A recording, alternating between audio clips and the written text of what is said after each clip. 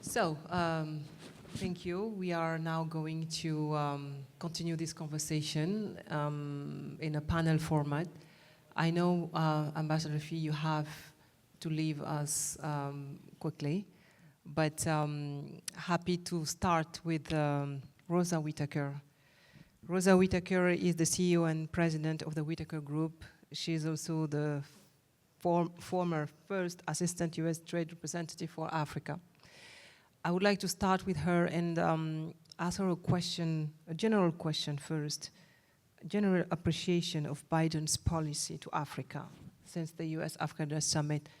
The first in 8 years, so it was a momentum that was supposed to be a reset. How do you appreciate things since then? Well, before that, let me just say that I've been tremendously burdened after working in the U.S. Congress twice, first as a Congressional Black Caucus Fellow and subsequently for Congressman Charlie Rangel.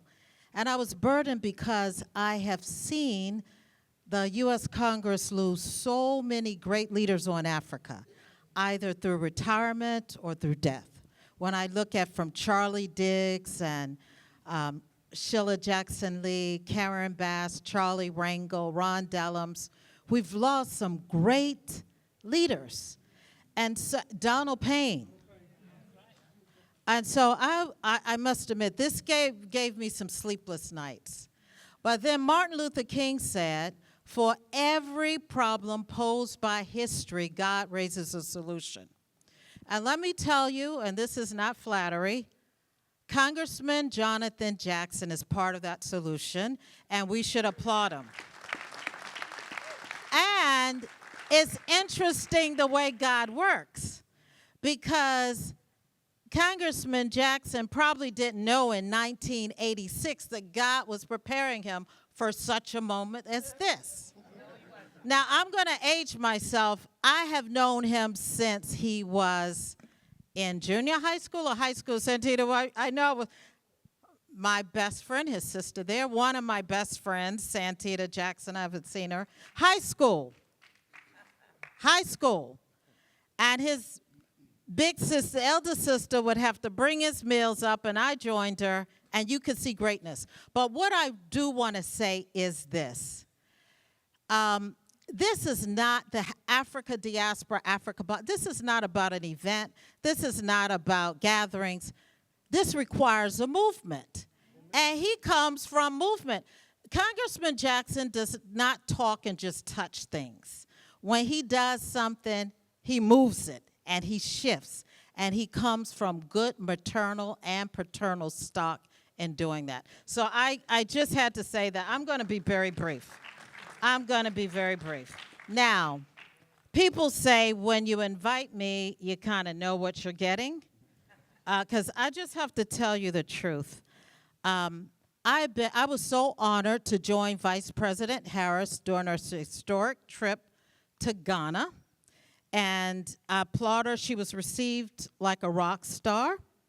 And I think the Biden-Harris administration should arguably be lauded for having more African diasporas appointed to government than any other government in history. And like Assistant Secretary Fee said, this Executive Council on African Diaspora has never happened before, and I want to thank you because I know you're a champion of that. And because it recognizes that the African diaspora as an asset. Now, I also think U.S. support of 2 permanent seats for Africa in the United Nations. Important. I mean, this should have happened a long time ago. You got 28%. Africans represent the majority of the membership in the United Nations, and yet they don't have these 2 permanent seats. But sometimes Americans think because President Biden announced it, that it happened. It has not happened, right? And America announced support for Germany and Japan to get these permanent seats, I don't know how many years ago. It still has not happened. So let us not think that this is something we should fully celebrate. But now, let me just also say, this is the inconvenient truth, and I'm going to try to be as brief as possible. And I won't take long, Rama. I've been in your shoes. I came all the way from Ghana, so I have to say this because I've been watching this. In today's geopolitical dynamic, we got where, the U.S. continues to lose ground, especially to China, Russia, and others. The U.S. needs to rise to this moment to do significantly more. We need to be working as if our collective well-being of our nation depended on it, because it does. And that is how significant Africa is. I don't have time to make that case, but if you look at an op-ed I recently published, America can't be first if we keep putting Africa last, it'll outline that. Now, a little more than a week ago, China convened African leadership to Beijing. China committed $51 billion on top of the other $200 billion precisely on the areas that Africa has identified as priorities. Trade, more tariff relief, investments in infrastructure. They incentivize the private sector. And in 2009, China surpassed the United States as Africa's largest trading partner. And we are sitting here today, and AGOA is languishing in the U.S. Congress. And the uncertainty of whether AGOA will be passed or when it will be passed has already resulted in a 45% decline in apparel orders in Africa. Now, you may say 45%, but that translates into jobs and livelihoods for African women. And these are some of the poorest women in the world.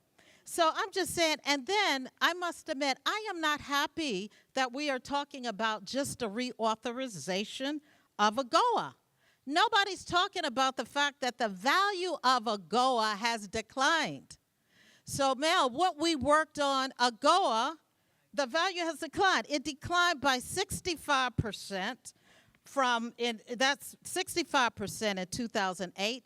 And from the beginning, if we go back, it has declined by 89%, the value of it. And we are talking about just a reauthorization. Now, I'm not saying AGOA isn't doing anything, but it is not doing what it should be doing and could be doing. So we started off with $27 billion in trade. We're down now to $9 billion, stuck at $9 billion. We're looking at what China's doing. I'm saying we are not even running in place. We are running behind, and yet we're talking about a reauthorization, and we know in the U.S. Congress we're not going to be looking for Africa for another maybe decades, and we're going for a reauthorization. Now, ask the congressman people, how much does AGOA cost? It doesn't cost anything. And I will challenge the numbers that say it costs, because you know what they're looking at? They're looking at the value of the tariffs on AGOA trade. But that is trade that would not be coming in without AGOA, so it has a neutral budget impact. I have to interrupt you because Molifi will leave soon. Okay. I'll come back to you very Yes. soon. I would like her to listen to Dr. John Kengasong, who will talk about health issues in Africa before she goes. Okay, because that's among the beyond AGOA, there's also other programs that are very important to hear about, and we'll come back to you Yes. right after. No, that's It's the PEPFAR. It's PEPFAR, the U.S. President's Emergency Plan for AIDS Relief. Dr. Nkengasong. It has 20 years old, right? And it's now a turning point. And I would like you to tell us about how you appreciate this program, what it accomplished, especially in South Africa. Minister, I will come back to you after that. There is an important track record here, and I would like you to share a few thoughts about this with our audience, please. Thank you. Thank you so much. Truly an honor to be on the panel with Congressman Jackson. Thank you for your leadership, Congressman. And Honorable Foreign Minister of South Africa, and other members, Molly, my friend, and Rosa, of course. Let me start off by, again, acknowledging the extraordinary leadership that the Congressional Black Caucus played in the establishment of PEPFAR. For those who have followed the history of PEPFAR, which stands for the President's Emergency Plans for AIDS Relief, about 21 years ago, HIV/AIDS was devastating the continent of Africa. You go to hospitals in Kenya, Cameroon, Uganda, South Africa, and see skeleton of people lying in beds with thin skin over their bodies and looking at you with sunken eyes. And the unspoken message was, how can you help me? Those were our family members, our cousins, our mothers, our children. Grandmothers were the caregivers, because parents have been killed of HIV/AIDS. As President Festus Buhari would say, Botswana was almost extinct because of HIV/AIDS. Life expectancy in a country like South Africa, Honorable Minister, had decreased by 15 years, and by 35 years in Zimbabwe, neighboring Zimbabwe. GDP had decreased by 2.6 percentage points in those countries. It was a security threat for Africa and the whole world. The Congressional Black Caucus, led at that time by Congresswoman Lee, and last year in this same meeting, I was honored to sit on the same panel with her to recognize her, wrote a letter to President Bush and said reminded him exactly what I just said. And PEPFAR was authorized or established. And PEPFAR has saved 25 million lives, 25 million lives in 20 years.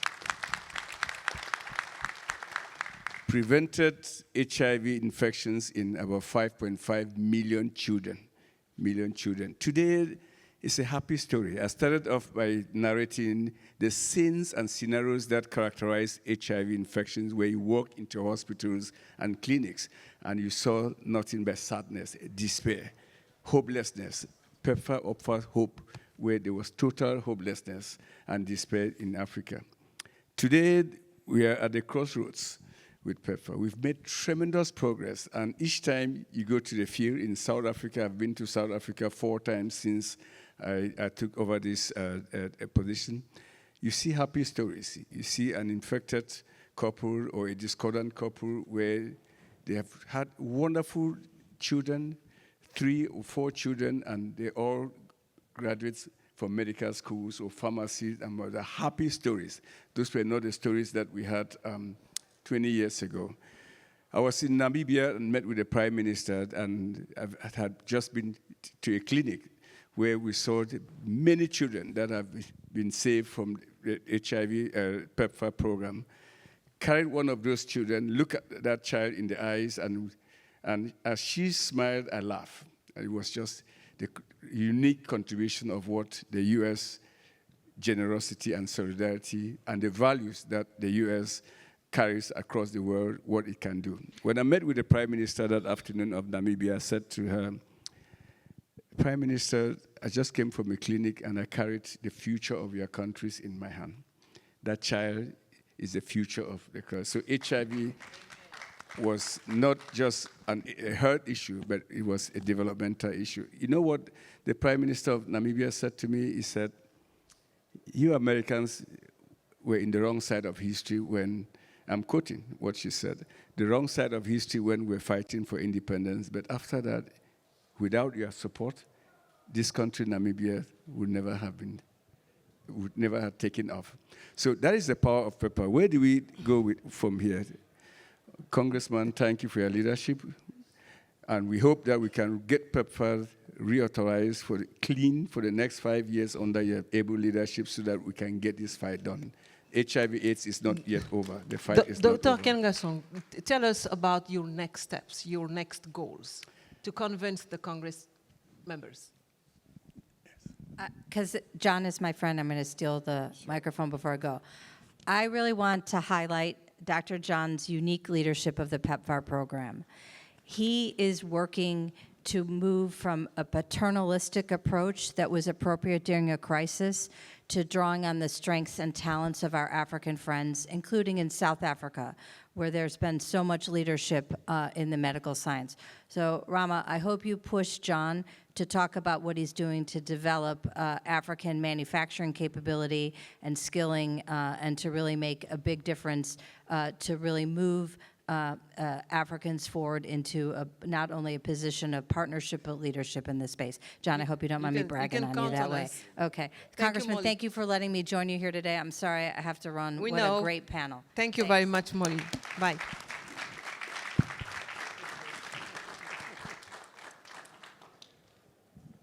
So, Dr. Kenga, so you were saying we are experiencing a turning point for PEPFAR. What about the next steps? What are your main targets, the country targeted, your calendar of work that could convince members of the Congress to renew the... No, absolutely. The first thing is that we have to protect those gains we've achieved over the last 20 years, which is, as I've said, get PEPFAR, Congressman, clean reauthorization. That way we get the job done and finish the job, right?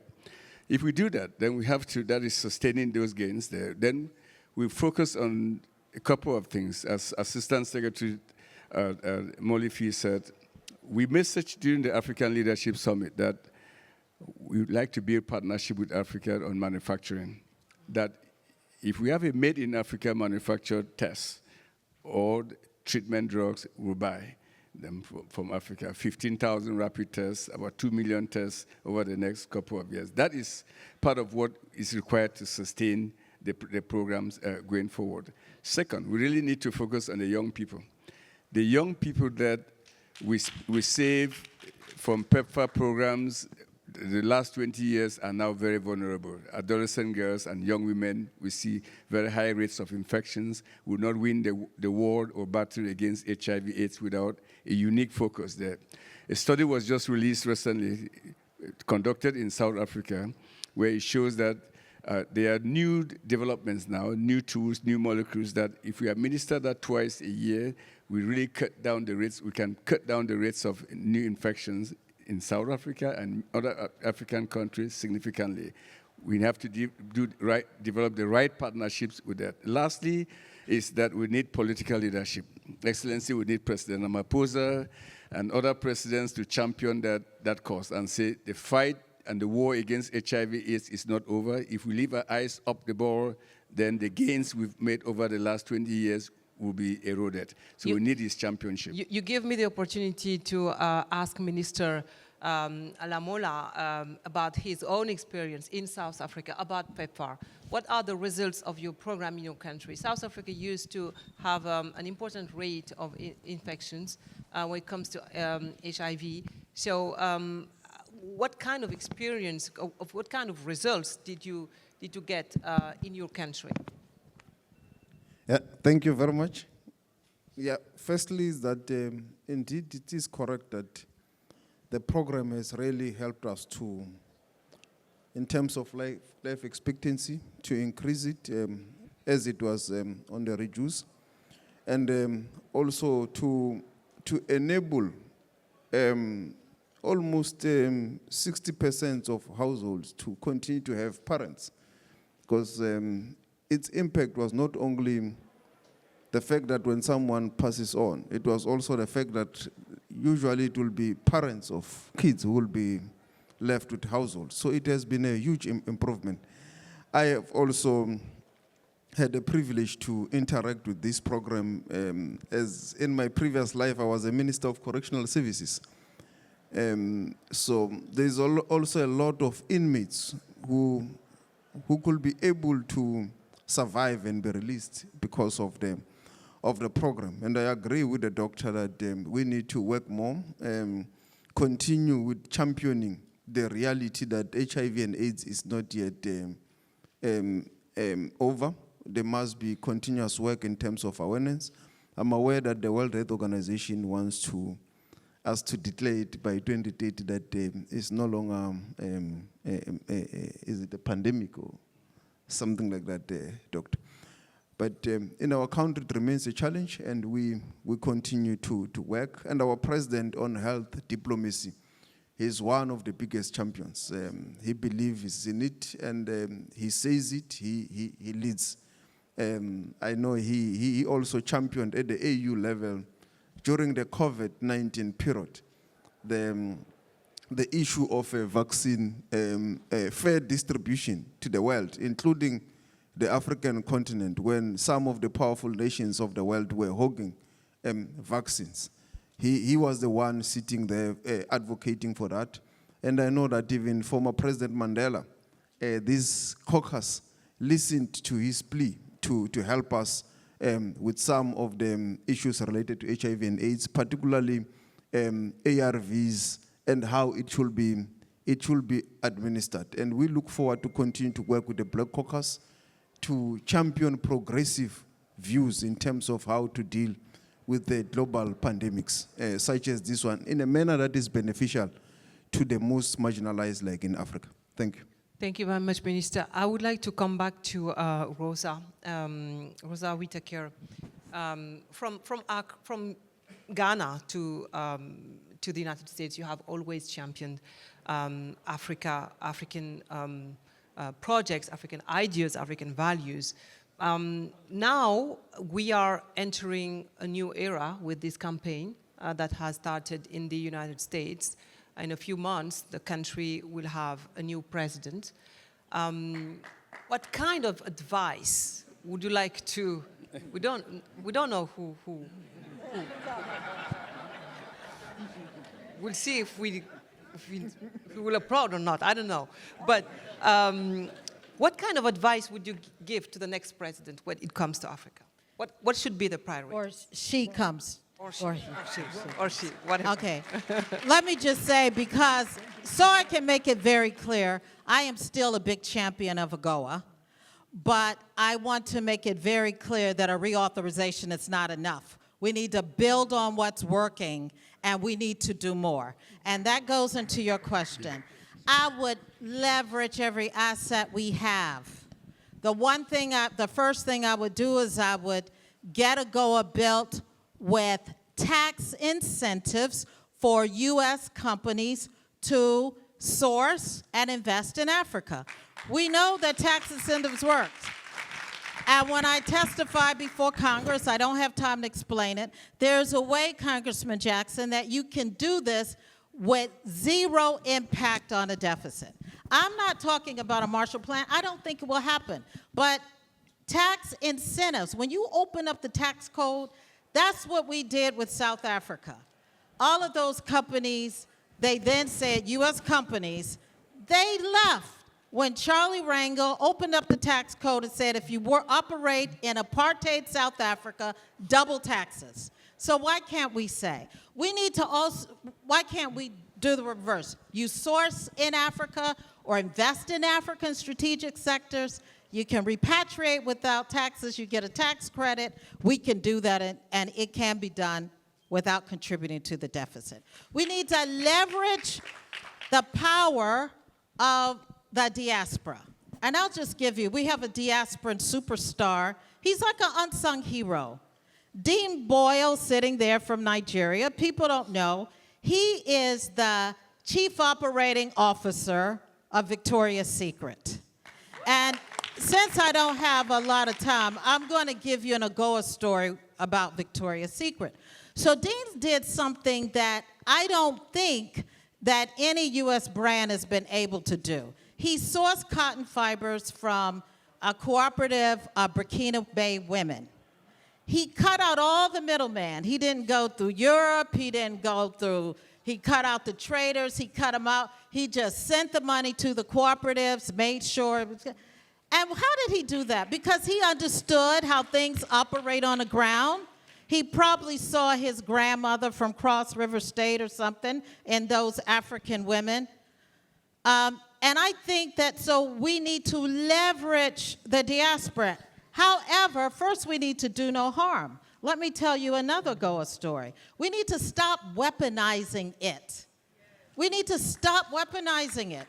AGOA has become a weapon rather than a business tool if a country doesn't agree with us. And that's because maybe our diplomacy isn't working.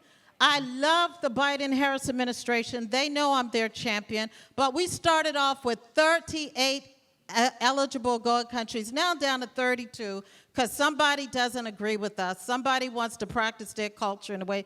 And then when I look at what happened with Ethiopia, 200,000 women lost their jobs, around 200,000 women, because there was a civil strife.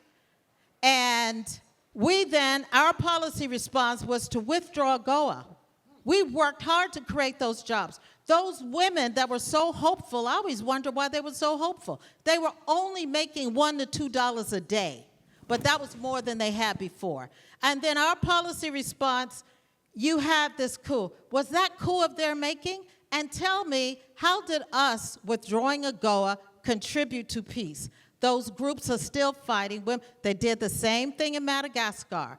Poorest women in the world, they withdrew AGOA because some bozos decided he wanted to try to be president without following the rules. Now, how many coup leaders really care about people losing jobs and everything?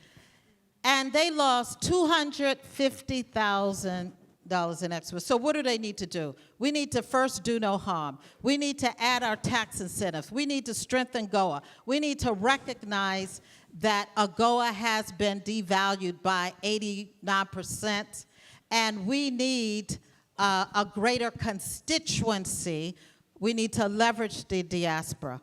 And so that's what I would say. Speaking, Rosa, yes, round of applause. Speaking of weaponizing AGOA, June 2023, I remember powerful Congress members wrote a letter asking to move the AGOA forum from South Africa, right? It is a way to address, to weaponize the AGOA. So speaking of Congress, Congressman Jackson, what do you think about colleagues weaponizing AGOA? Well, I think we have to meet again much more frequently. That I would like to see, from my perspective, everybody has a vision for Africa. I want the same deal for Africa that we did to rebuild Europe. It's very simple. A Marshall Plan. And there are Same three respect. things that I've noticed that kind of stick out in Europe. They have a political pact, which is the European Union. They have an economic pact, which is called the Euro. And they have a military pact, which is called NATO. That you have to have mutual defense, you have to have a strong currency, and you also have your political alliances. Keep it simple. Even as this war is going on in the Ukraine now, there is talk on Capitol Hill, meetings that are taking place for a rebuild Ukraine before we talk about fair and free trade in Africa. And if you will, if I could take a point of privilege, and as a time nears, I just want to say a very special thank you. And if you could stand, Marilyn Cephocles, please stand. Mr. Melvin Foote, please stand. Dr. Ron Daniels, please stand. I would not be here today without your tireless work. These are the activists that have turned around so everyone can see you, that have laid the foundation. They're not on the stage, but they've laid the foundation for my matriculation, my understanding, and my continued growth, and I thank you so much, and classmate Rosa. Thank you, I'm far older than you. A month. Thank you. You're right thank you. to recognize them. Dr. Kengasong, we are talking about trade. Remember when COVID happened, trade was impossible. Borders were closed, which means how critical your work is when it comes to health in Africa. Africa reacted well, though, when it comes to COVID. You remember, they did better than anyone expected. And since then, the continent has launched the African Free Trade Area, the largest free trade area in the world. But this health threat could happen again, you know? What are your takeaways from the COVID-19 pandemic, the Africa policy on COVID, the US support, and more generally, the infectious disease threats and trade? What is your part, what is your role in this kind of challenge? No, great. The first lesson I learned as someone who was the COVID responder under President Ramaphosa, because I was his COVID technical expert, is that we have to support Africa to strengthen its own institutions, public health institutions. We have to support Africa in its manufacturing of what I call health security commodities, i.e. diagnostics, medicines, and treatment. Under President Ramaphosa's leadership, we made a call to action where we said the continent manufactures only 1% of its vaccines, so imports 99% of the vaccines. We should set a goal of manufacturing 60% of the vaccines by the year 2040. That was under President Ramaphosa's leadership there. Our workforce, for her workforce at all levels, community health workers, doctors, pharmacists, epidemiologists. I think President Ramaphosa is chairing a group now on public health workforce development. And lastly is the private sector, the power of the private sector. Working with the private sector, as Rosa have said, is key because everybody saw the significant impact that COVID had on the continent. I'm very surprised that the effect till today has not gone beyond what we imagined because it was, no airline was flying on the continent. I went to the African Union and asked for the Peace and Security Council and asked for 2 military planes, which they gave me, and that plane was used overnight. I mean, we were running across the continent overnight with those military planes to deliver COVID response commodities there. So the continent cannot continue to protect itself, a continent of 1.4 billion people with very weak public health infrastructure. Thank you very much, Doctor. So now I would like to give you the microphone for questions to our speakers today. So if you have any question, please raise your hand, and I think the mic will come to you.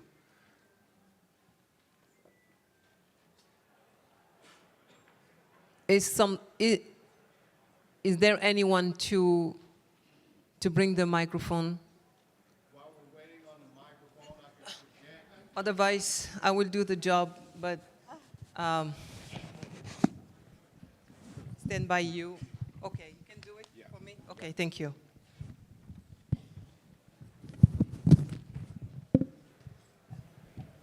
I'll be more brief than has previously Please, been before done. starting, please give your name and if you have an organization, your organization. Yes, my name is Anthony Brooks, and I'm the executive director of the South Florida Youth Film Workshop Incorporated. We seek to bring American kids throughout the diaspora, especially we've already been to South Africa, to teach them media and to come up with culturally relevant content. I'm retired from Miami-Dade County Public School System after 30 years. But what very briefly is I know that we come to these gatherings, we're going to be leaving on Sunday morning, and hopefully we'll see Kamala Harris before we leave, because we have to be proactive and not just reactive. They have Project 2025. We need to have our plan, because I believe that she will be the president, and we need to be ready for that, and we need to increase AGOA. But just very briefly, before I leave here, I'll stay as long as I have to be able to get your business cards or to be able to meet with you and get that movement started. So just what do you need me to do? Because I'm all in. Who are you talking to? I'm talking to all of you. All of them, but you will get an answer from one of us, one of them. Okay. Okay. Well, you have to have, when you have a movement, you have to have a leader. Okay. And then the leader has to tell the grassroots what to do. Rosa so whoever mentioned that person something is. about the movement, so maybe she's the right person for this. Oh, no, I think this is a movement with many arms. Whatever you want to do, I think that I'll be happy. I know the congressman has a great staff. There's so much work to do. I'll be happy to lead you in some directions. Thank you. Please, Miss. Hello, hi. My name is Martha. I'm here on my own, but I work for Baltimore City Parks and Recreation.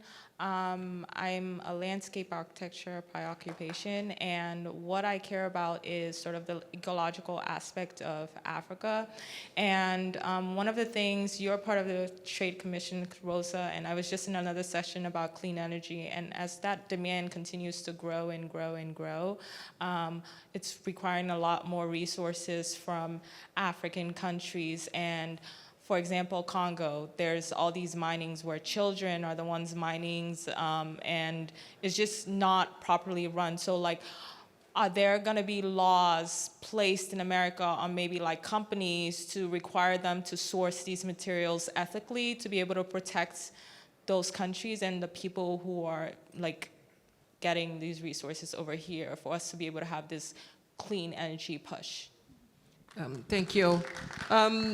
I know you give the Congolese example, but I would like to ask Minister, the Foreign Minister of South Africa, his vision or the African vision on climate change as South Africa will host the G20. I think you have a strong agenda there. Yeah, thank you very much. Yes, indeed. Our agenda in hosting the G20 is for Africa, and also the reform of the global finance institutions to be in a manner that it's favorable to developing nations, particularly in the South and the African continent in particular. And it will obviously be on the back of the African Union strategy on critical minerals. As you are also aware, South Africa is part of SADC, which also anchors its strategy on this matter of critical minerals. And in that regard, we are looking for a value add in the African continent in the context of building our own industrialization, manufacturing, and so forth in the continent. And we believe that yourself have a bigger role to play because of the Africa Free Trade Area. That's where you can help us to play the bigger role in terms of helping us to industrialize and to trade within each other, but with the skills that you have acquired over centuries. Thank you. Thank you. Please. Thank you. I'm Nicole Namwezi Batumike, and I work with the Panzi Foundation, PANZI. It's a foundation that works with survivors of sexual violence in Eastern DRC in the Congo. It was actually founded by Dr. Mukwege, who is a Nobel Peace Prize from 2018.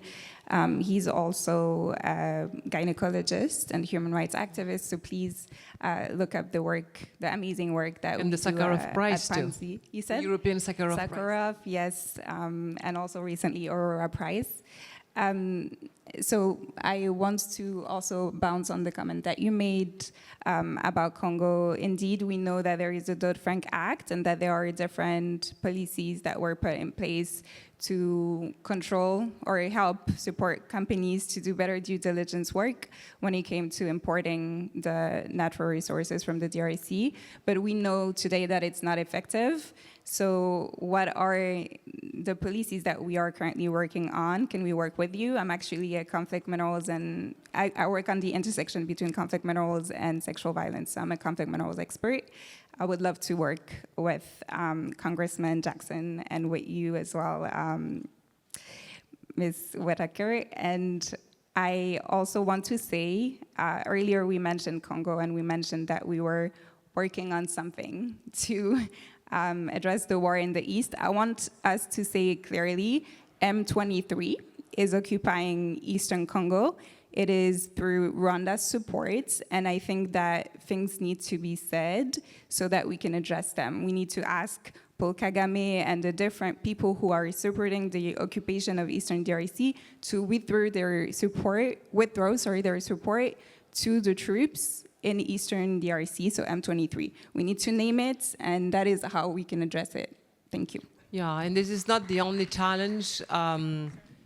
The monkeypox has also been another challenge the Congolese have to face. Maybe, Doctor, would you like to say one word about the U.S. support to the DRC with the monkeypox, but not only DRC, but also in other African countries? No, absolutely.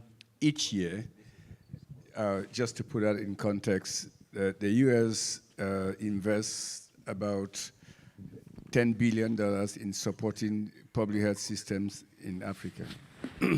And some of those systems are being used, including in DRC, in responding to the Mpox outbreak. And we see that across several other countries in Africa. As others have said, I think we, as the State Department, are encouraging really partnerships that will help with manufacturing of diagnostics, medicine, and others. We know that just 2 years ago, we were fighting the COVID virus. We are dealing with the Mpox, and there will be another outbreak. It's a question of time that will continue. We live in an era of new diseases emerging. So again, that strong partnership between the U.S. and Africa is for our collective health security, not just support for Africa. Yeah, and DRC is much more than that. It's a large country facing 3 decades of wars and sexual violence, and we are all aware of the regional context, and Dr. Mukwege is doing a fantastic job there. So it's very important to provide support. Congressman Jackson, I think it's time to close, right? Because we are running late. Would you like to close now, or we have a few minutes? I would like to stay on, but we're being kicked out of the room.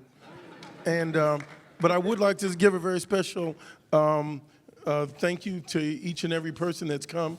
I've got a small token of our appreciation that I would like to give to our guests that came out to be a part today. Thank you so much for your contribution. Thank you so much for your support. I'd like to thank my wife, who's just came in, for her attendance as well. And thank you, Dr. Godwin, for all that you do. And we'll have to do this again real soon. Africa's on the move. Next time we're going to have a meeting up on the Hill. There was one last thing I wanted to share with you. Rosa, Foreign Minister, I can't thank you enough. This has been overwhelming. Please take your gift as an appreciation. And most importantly, I would ask my colleague, Mr. James Gomez. James Gomez, please come forward. My staff has done a tremendous job. James Gomez, come front and center, please. Yeah, he but put everything I would not together. have been able to do this thank you, without James. the Honorable James Gomez. Please give him a loving round of applause. Thank you, Brother James. Thank you so much for coming. We'll be around for questions, comments. Thanks. Thank you very much.